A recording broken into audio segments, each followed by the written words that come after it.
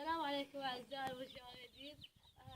أنا ورب الدواجن مثل الطيور والطيور والفراشي. انظروا إلى الدجاج.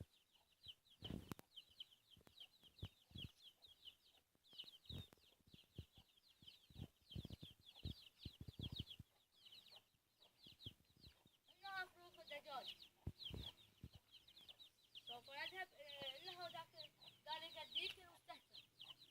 صوروا صورين صور عين صور. لا تنسوا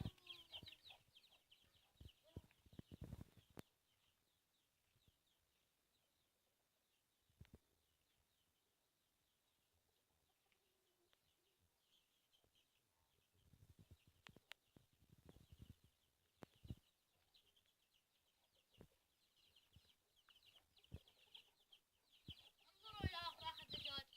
إنها ذكية.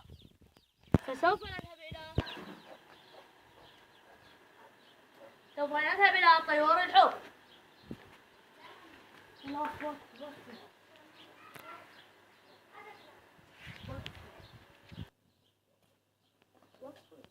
أعزائي المشاهدين، إنها طيور حوت. انظروا كيف تطير.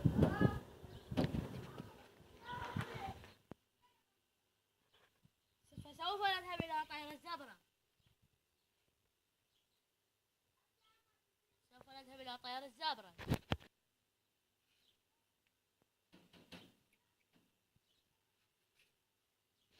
يلا إحنا أعزائي المشاهدين إلى طير الزبرة.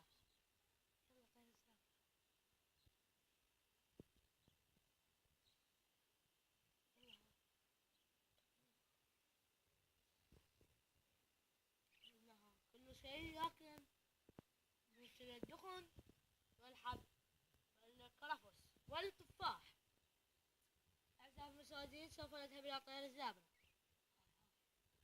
أعزائي المشاهدين، لقد انتهينا إلى طير الزبرة.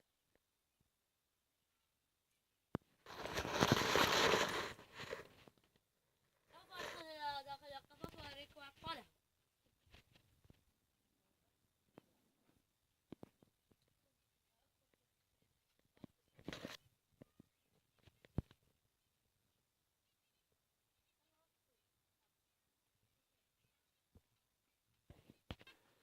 أعزائي المشاهدين، لقد دخلنا إلى داخل القفص، داخل طيور الزبرة. إلا هنا أطفال الزبرة، طير الزبرة. إنها لهم ذكاء عظيم. إنها توفيت أمة هذا البيت. انظروا إليه، انظروا هذا البيت هذا، من خصك مصور. إنها توفيت أمه. فهذا الذي فيه طير الزبرة.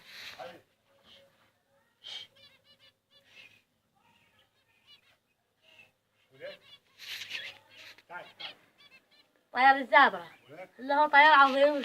أعزائي من خصك مصور. إنها طير الزبرة. أعزائي المشاهدين، لا تنسوا أن تدعمونا بلايك واشتراك بالقناة.